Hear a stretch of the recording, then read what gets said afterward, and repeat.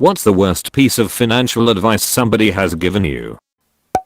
So when I was 24, I was financially struggling. I had a job that worked me a lot of hours, but only paid me $10 an hour. My parents talked me into buying a brand new 2004 four-door Honda Civic. The pre-interest price tag on it was about $25,000. A few weeks after getting it, my hours got regulated, and it took one entire paycheck to make the monthly note on it. I could not afford the insurance on it. I very quickly realized my parents were bad at money.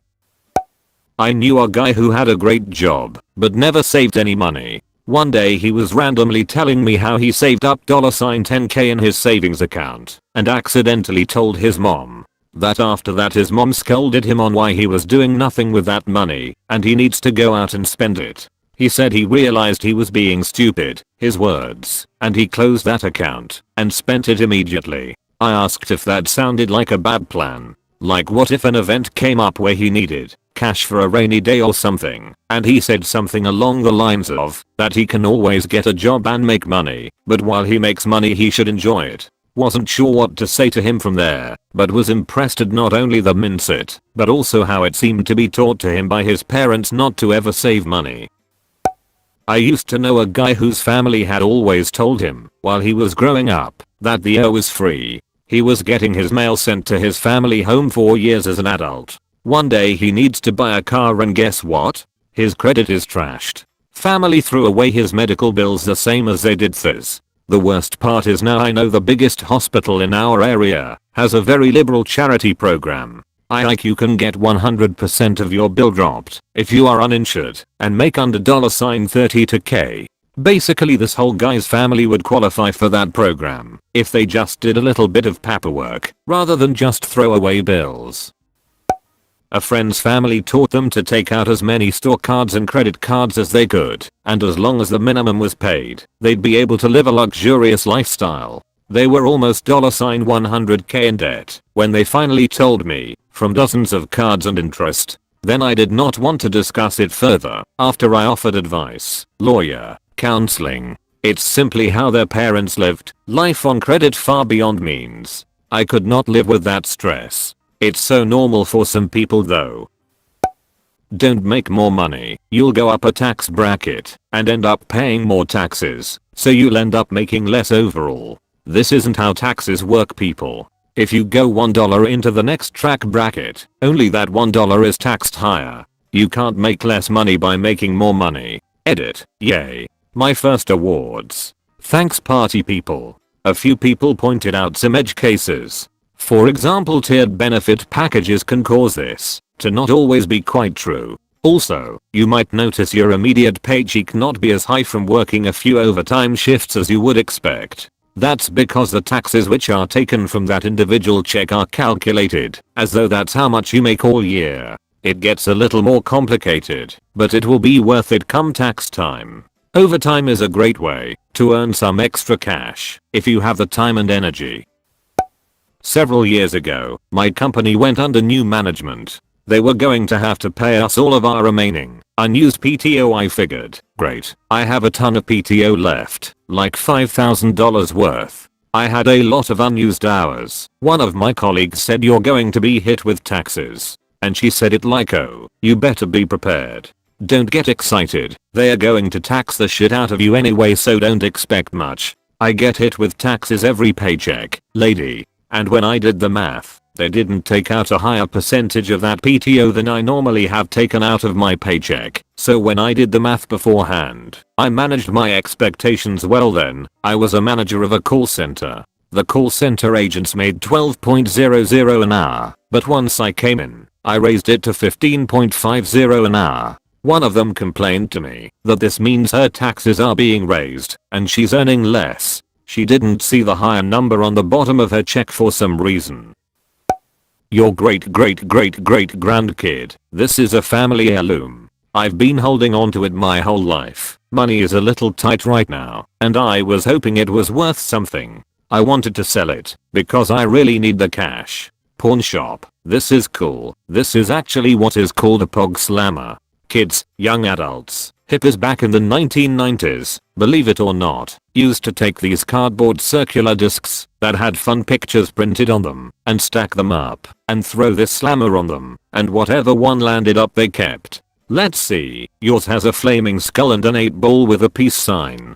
Very cool, interesting piece of history, and this one is in excellent shape. Unfortunately I already have a few dozen of these, and they are not very big sellers. The best I can do is $10.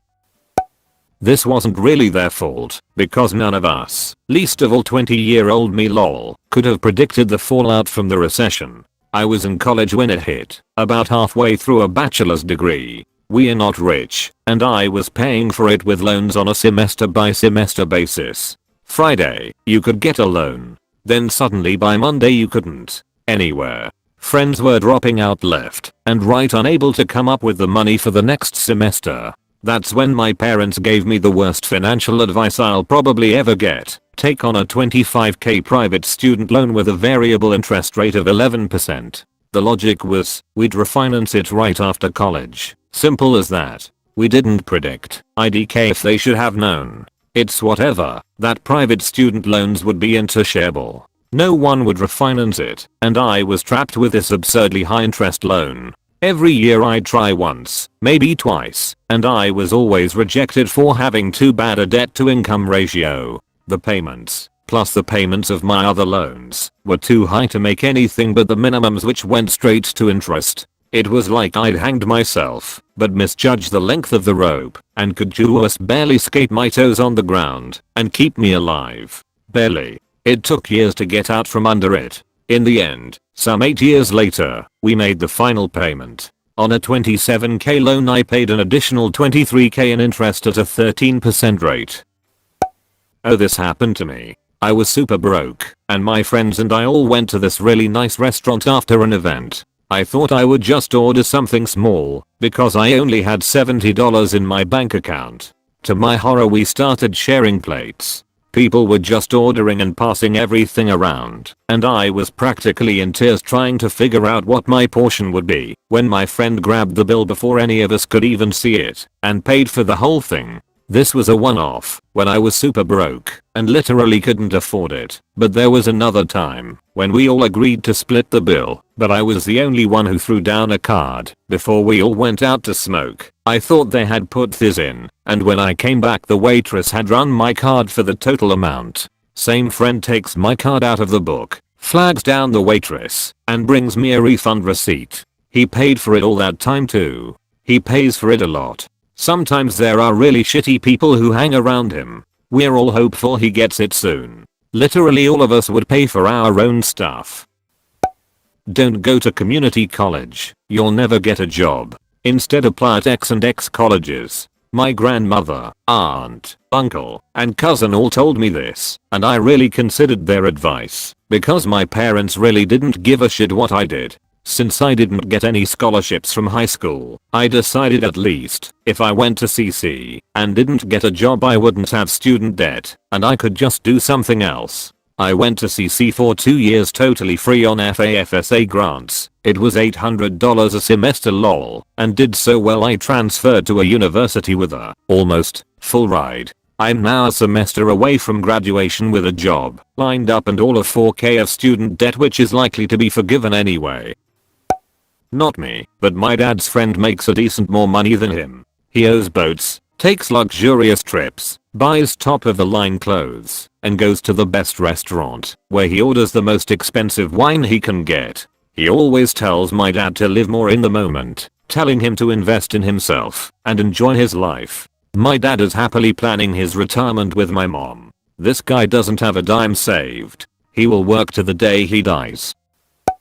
About 5 years ago, I had a friend who was trying to convince me to study through a private college because they gave her a free iPad. She never finished the course, but kept the iPad. You only got to keep it once you pay your fees and graduate. Mind you, the price of the course included the iPad, so it wasn't free. So last year, 4 years later, I got a call from the college asking for her contact info. She put me down as a reference and they were chasing her down because she still owed her fees and wasn't entitled to keep the iPad.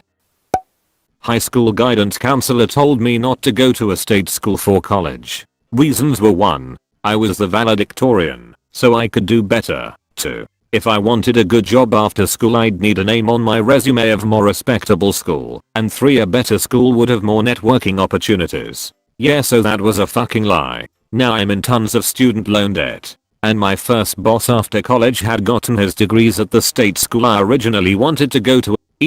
I'm an engineer. He knew I was going into engineering. My mother, who ruined my credit score in my late teens early 20s by using my social, without me knowing, to finance appliances, get cable and other bills, never paid on time, and actually sent me to collections, just asked me to buy another house in my name, so she can open a daycare. Because her trailer is not fit to be a daycare, in return she will take care of my 2 kids for free. She lost her brand new home in 2008 because she couldn't keep up with the payments and actually had to file bankruptcy. I spent all my 20s fixing my credit score and I started saving. She also told me that one of her coworkers told her something was going on with the government and that I should take all my savings out of the bank and hide them in my house. I roll. Recent terrible advice. I got hit while driving on a highway and have a crinkled rear side fender and cracked tail light. I can still drive it, but who knows what damage is underneath. My car is only 5 years old with maybe 60k miles, so it's still a great car. Yet, my early 20s friend said I shouldn't get insurance to fix it and instead just pocket the deductible to save up for a down payment on another car. Or maybe file the claim and pocket the money. My deductible is $300 and I wasn't at fault, so the other person's insurance is likely going to pay my deductible. I just straight up cannot understand where he is coming from. Why wouldn't I get the car fixed so I have a fully functional, reliable car? It's, at most, $300. I just don't understand. Not me, but my roommate wanted his girlfriend, someone he admitted couldn't manage money well, to get a credit card so that it would teach her financial responsibility. It sounded like she was being set up for failure. Making someone get a credit card who is already bad with money is just a recipe for future debt. My husband and I were looking to sell our home and buy another, and the realtor told us to put 99 dependents on our taxes so we make more. She said she had done it for years and it was fine. We left pretty quickly after that. Had a professor in this kind of bootleg college. He clearly took the job as a favor. He was some Wall Street type. He said he doesn't get why students who are young and have no assets don't just borrow a shit ton of money to pay for college, then declare bankruptcy since they have no assets anyway. Aside from wrecking your credit, student loans aren't dischargeable by bankruptcy. Guy I haven't seen in 3 years or so wanted to talk me into starting a business with him because he just got into college for a bachelor's degree in business. Yeah, sure, let me get my checkbook out in this badly illuminated garage while we are both drunk. Guy also got into MLM and weird self-optimization preachers. My brother-in-law had a piece of the BB fad back in the late 90s. He marketed tag protectors that would slide over the tie tag and protect it, thus retaining/increasing the value of the baby in question. Don't laugh, he made a few millions off of that. Lost it all later, of course. These beanie babies are an investment in our future. 1997, I'm sitting in the office of my college job. An office mate's husband is visiting. He makes a phone call and starts negotiating over a price, like he's selling Manhattan real estate. Turns out he's negotiating the sale of a beanie baby with a 12-year-old. After a few minutes his wife rolls her eyes and yells, "Let the little girl have the toy." I had a college business professor tell us this. He said when we were offered raises at our jobs we shouldn't accept till we had run the numbers on taxes. That our bosses would think highly of us for doing so. It was community college, so at first I thought he was trying to refer to the welfare cliff that people may actually need to worry about, but he made it very clear he wasn't. Don't take a raise if it puts you into the next tax bracket, and pay the minimum on your credit card to establish good credit. Asterisk asterisk as others have pointed out, sometimes getting into another bracket or other threshold may affect other benefits such as food stamps and other government/non-governmental assistance. Mileage may vary. I was specifically talking about taxes. My fill when I mention our retirement plan, I never contribute to my retirement account. Money now is always better than money later. I needed to have a conversation with my husband, how we would not be supporting his mom and dad in their insane spending when they have no retirement plan and make huge financial mistakes on a weekly basis. Good news is they both make good money. 1976 San Francisco. Keep renting. No one will ever pay $35,000 for a 2-bedroom house and garage with a sweeping view of the East Bay. Added later, I went back to visit the old neighborhood a few years ago. Those $35,000 stucco homes up many flights of steps perched on the top of Potrero Hill were now all gentrified, remodeled, gated, and asking $1M plus, and that was 5 years ago. When I got to university and opened a student current account, I received an interest-free overdraft of about £1,200. I wasn't entirely sure of what that meant. My brother informed me, so that's like your new zero, and encouraged me to use it to buy a new gaming PC. For the next few years I really wish I hadn't taken that advice. He's never been too amazing with his money, so I should have seen that one coming. I had a car dealer say this to me once when I asked the price on a 4 to 5 year old car back, quote, "The actual price doesn't matter, it's the monthly payment that you really need to know." Haha, I'm a good mate, but cheers anyway. I walked away wondering how he possibly sold any cars that way. But after reading this sub, maybe I'm wrong. My aunt took me to a car dealership when I was looking to buy my own first car. I was looking at the clunkers I could afford, but she said I should be looking at the new cars. She said, "The total price doesn't matter because you make monthly payments." I suddenly understood too well why she had always been so financially unstable.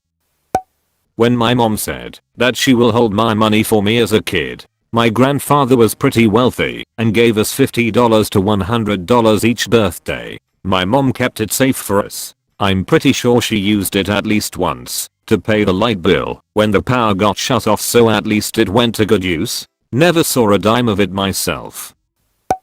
Hold on to those French francs, they will be worth a lot someday. I'm not holding my breath. Once you cut up the credit card, you don't have to pay it. My cousin is not doing so hot. I'm pretty sure there are warrants out for his arrest in several states. Don't worry about a career, Armageddon will come before you finish high school. My parents, Jehovah's Witnesses,